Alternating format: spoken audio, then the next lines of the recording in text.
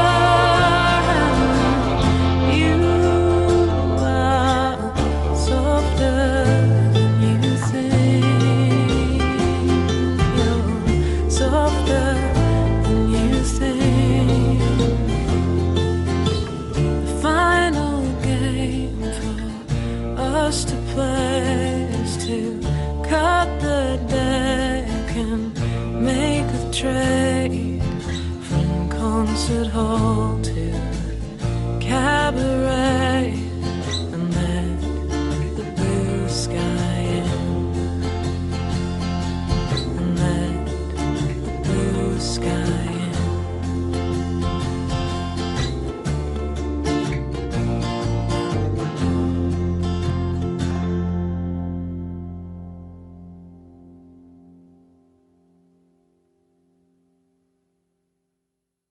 And on Showbiz UK tomorrow, news of Keanu Reeves. Paul Ross talks about battered husbands, and Sharon Davis presents her first ever tour.